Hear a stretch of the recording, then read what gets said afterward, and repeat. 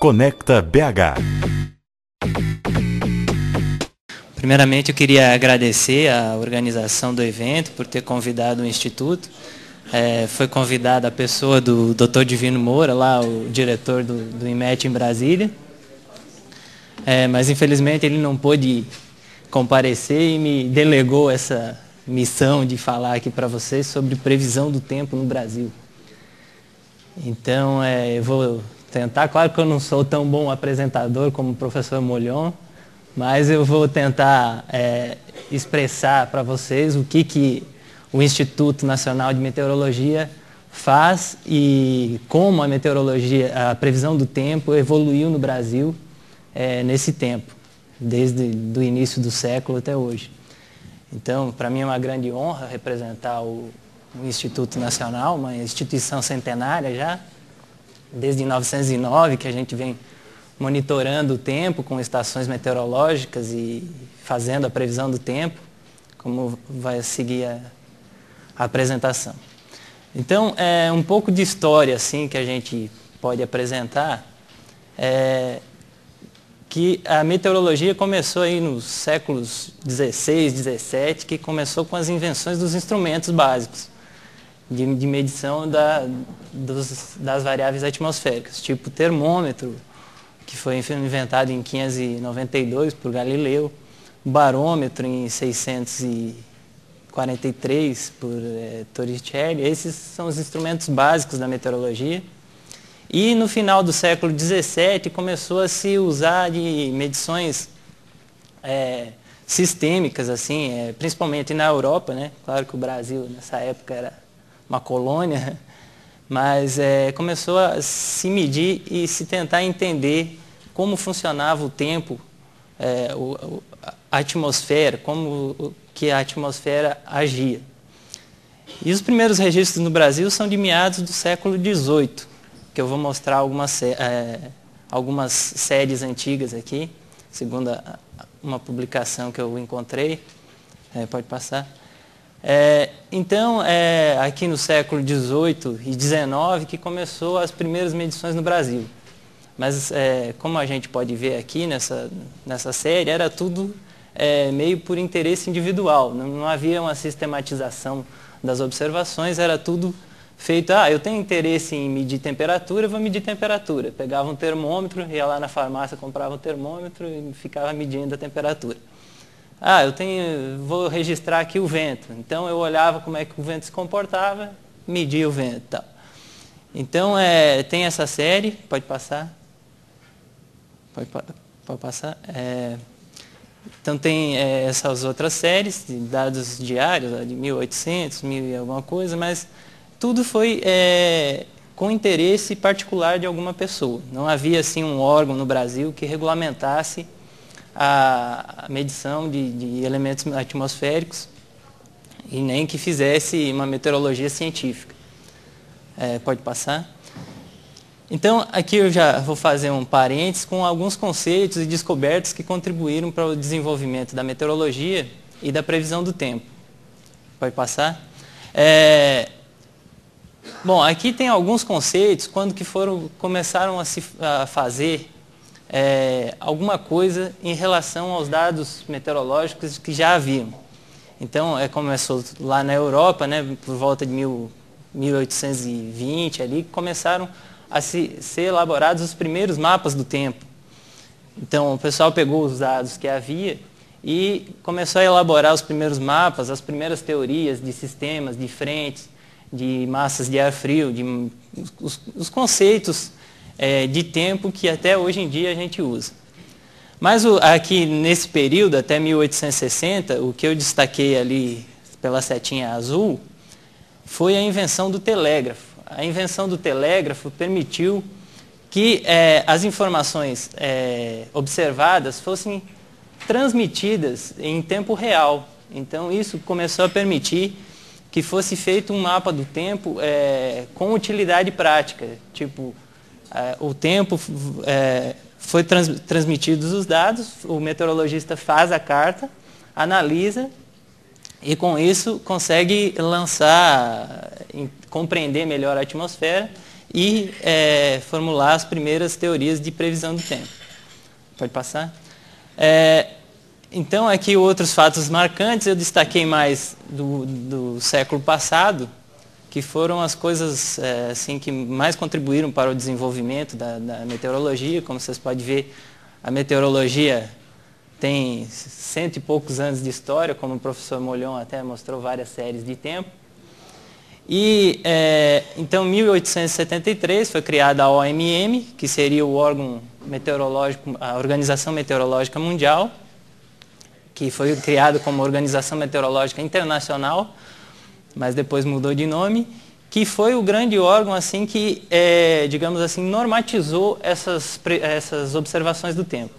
Então, as estações foram padronizadas, os instrumentos foram todos padronizados, e foi definidos alguns horários que a gente chama de horários sinóticos, que são os horários em que se faz a previsão do tempo, e que se plotam os mapas de previsão e que são usados hoje em dia para a inicialização dos modelos numéricos. Então, aqui eu destaquei mais alguns fatos, que foi a criação do INMET em 1909, que determinou a observação sistemática do tempo no Brasil. A criação aqui, os conceitos de massas de ar e frentes, só foi na década de 1920, 1930. A primeira previsão numérica do tempo, que foi Richardson em 1922. Inclusive, essa previsão numérica do tempo, a primeira que foi feita, se baseou nas equações governantes da atmosfera, levou meses para ser feita e o resultado final foi uma droga, não serviu para nada. Então, essa ideia de previsão numérica do tempo ficou abandonada por quase 30 anos. Então, em 1930 teve a invenção da radiosonda, que permitiu o monitoramento em altos níveis. Na década de 50 foi uma década muito produtiva, que foi inventado o radar meteorológico, estações automáticas, transistores, computadores. E aí, com a invenção do computador, permitiu a Charney, em 1950, que conseguisse rodar a primeira previsão numérica do tempo, que de fato foi bem sucedida, que gerou uma previsão confiável. Foi um modelo bem simples para aquela época, né? O computador ENIAC acho que ficava numa sala que nem essa, era o tamanho do computador e tinha o poder de uma calculadora de hoje em dia, nem isso eu acho, né? E em 1960 que começaram a surgir os satélites meteorológicos de comunicação, que agilizou as comunicações e permitiu a formulação da meteorologia como ela é hoje. E os supercomputadores que permitiram a rodar modelos de previsão do tempo mais rapidamente e que fizesse ter uma utilidade prática. Pode passar? Então, aqui voltando ao Brasil, na história do Brasil, o INMET começou em 1909, dentro da diretoria de meteorologia, astronomia e geofísica que tinha no Observatório Nacional. E Sampaio Ferraz foi um grande assim, entusiasta da meteorologia, foi ele, bem dizer, que montou e idealizou o Instituto. E ele começou a fazer previsões em 1917. Dá para a gente ver aqui por essa carta a quantidade de informações que ele tinha para fazer uma carta do tempo e elaborar a sua previsão do tempo. Ele era, nessa época, eu considero que esse cara era meio mágico, assim, eles conseguiam tirar coisa de onde não tinha. Então, aqui, ó, ali na região mais ou menos de Minas, eu tinha 3 observações. Então, eu não sei como é que... E, apesar disso, ele conseguia fazer uma previsão. Tanto é que eu vou mostrar agora, pode passar. Essa é uma historinha que foi de um jornal carioca, A Rua, em 27 de fevereiro de 1919. Então, a questão era a seguinte: choverá ou não choverá no carnaval? Né? Então, obrigado. O jornalista foi lá e perguntou para o doutor Sampaio Ferraz, diz, ó, choverá ou não choverá no carnaval? Aí o doutor Sampaio Ferraz, esboçando um sorriso na fisionomia, respondeu para eles: impossível, só fazemos previsões nas 24 horas seguintes. O carnaval está tão longe. Isso em 1919. Então, hoje ainda a gente não tem grandes condições de fazer previsão muito confiável acima de 48 horas. Então, mas choverá, não choverá, repetimos inquietos. É o que todo o Rio quer saber. O telefone tilinta incessantemente e eu só lamento não poder satisfazer a curiosidade geral da população. Nenhuma palavra tranquilizadora pode dar ao jornal A Rua. Não há esperança de bom tempo. Aí, como lhe disse, só podemos fazer previsões para as 24 horas seguintes. Mas sendo a média de mau tempo de 10 dias e chovendo há alguns dias, é provável que daqui até lá o sol volte a brilhar. É provável, não asseguro. Não estamos aparelhados para tal previsão, concluiu Sua Excelência. Então, naquela época, aqui por esse trecho de jornal, a gente pode ver como era importante a experiência do meteorologista. Quer dizer, ele não tinha instrumentos, mas ele sabia que, como ele acompanhava o tempo diariamente, ele sabia que a probabilidade de não chover no carnaval era grande porque já vinha chovendo, o mau tempo já vinha estabelecido há dias. Pode passar? Então, hoje em dia, o que a gente tem para fazer previsão do tempo? O meteorologista chega lá na sala, o que ele tem disponível para fazer a previsão?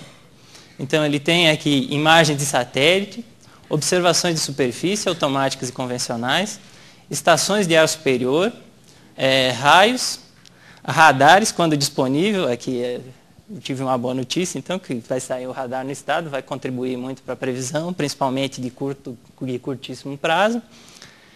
E a principal ferramenta hoje em dia que o meteorologista mais usa é isso aqui, que é os modelos numéricos de previsão do tempo.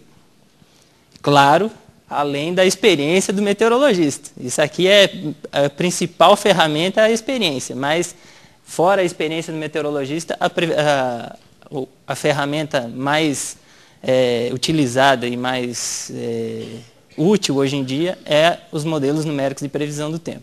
Pode passar? Então, eu vou tratar um pouco aqui do nosso modelo, que a gente tem lá no Instituto, que é um modelo brasileiro de alta resolução.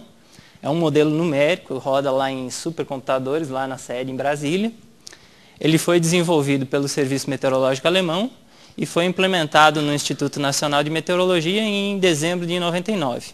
Então, a gente vem rodando e melhorando esse modelo desde 99. O modelo utiliza-se uma grade de espaçamento de 25 km, com 301 pontos na direção leste e oeste, 301 pontos na direção norte-sul, 60 camadas na vertical, acima do solo, e 7 camadas abaixo do solo. Pode passar? Mas isso tudo quer dizer o quê? Quer dizer como é representada a atmosfera em um modelo de previsão numérica. Então, um modelo, aquilo ali que eu falei, de 25 por 25, quer dizer que o modelo numérico, lá o computador, ele entende que de 25 em 25 quilômetros vai ter uma informação. Então, tanto é que muitos sites hoje em dia, se entra lá, tem previsão até pelo CEP. Mas a previsão que eles colocam lá é uma previsão automatizada, com base no modelo, que o modelo vai pegar aqui o ponto de grade mais próximo do ponto lá onde se coloca e vai jogar a previsão lá automatizada. Então, o nosso modelo ele é processado 2 vezes ao dia, sendo a primeira às 0 hora, com informações colhidas às 21 horas, que é a 0 UTC, e a segunda às 12 horas, com informações colhidas às 9 UTC. Então, com base nessas informações colhidas nesses 2 horários, é gerado as previsões e os prognósticos para até 120 horas. Então, o nosso modelo ele gera previsões automáticas, sem intervenção do meteorologista, para até 120 horas no futuro. Pode passar? Então, aqui eu coloquei alguns campos gerados pelo modelo, pelo MBAR, que é um modelo que a gente roda lá. Aqui é campos de 6 em 6 horas, que é a saída dele. Dá para ver aqui a evolução dos sistemas, dá para ter uma noção. Esse campo é de precipitação acumulada em 6 horas. O desenvolvimento da convecção, sempre nos horários da tarde, ó, que começa a chover mais aqui sobre